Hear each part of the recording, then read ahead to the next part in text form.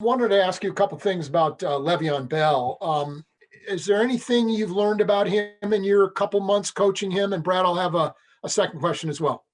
One thing is, definitely have a high respect for him. Is a very professional, very knowledgeable, smart, sets a real strong impression for the guys in the room. He always wants to work. He always wants to just learn more football. So those are the things, outside of the skill set that really jumped out to me is just how hard he worked and how invested he is in the learning what we're doing here.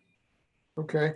And it's been a while since he's been a consistent producer. You probably have to go back to his last season with the Steelers since he was that. What tells you that if for whatever reason you guys need him to be that for you in the playoffs, he can still be that kind of guy? Well, I think he's shown those flashes, and the beauty of our circumstance, we have other guys that could complement each other very well. So, it hasn't been a situation this year where we've required one person to be the guy who holds, who carries the mail, per se. So, we feel confident in the role that we have for him that he'll be successful. Let's go next to Aaron Ladd. Go ahead, Aaron.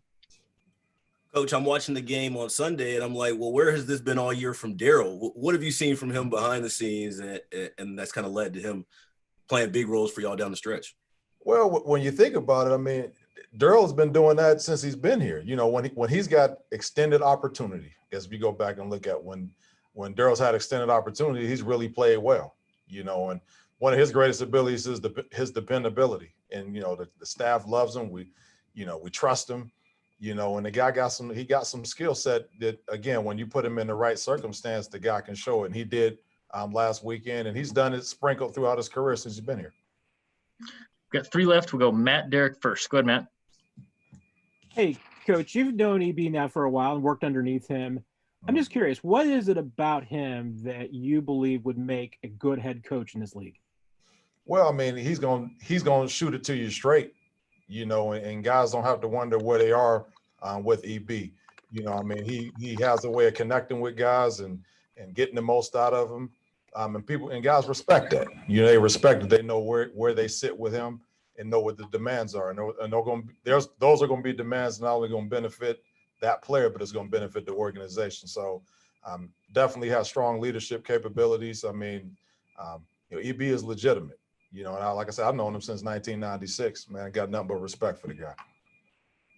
Go next to Pete Sweeney. Go ahead, Pete. Coach McCullough, follow up to Matt's question. When he took the offensive coordinator role, you ended up getting, obviously, the running backs coach role. How did what can you remember then about how he guided you for this position and maybe made you a better coach?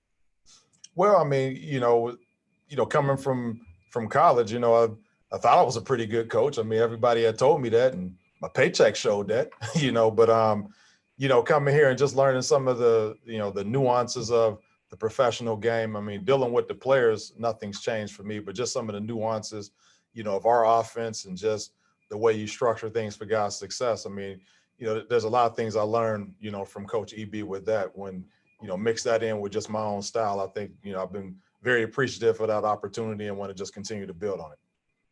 We'll go last to Harold Kuntz. Go ahead, Harold. Hey, Deland, a couple things about Clyde. From the beginning of his, professional career without the preseason and everything to now, have you seen him improve as a person, as a man, and as a football player?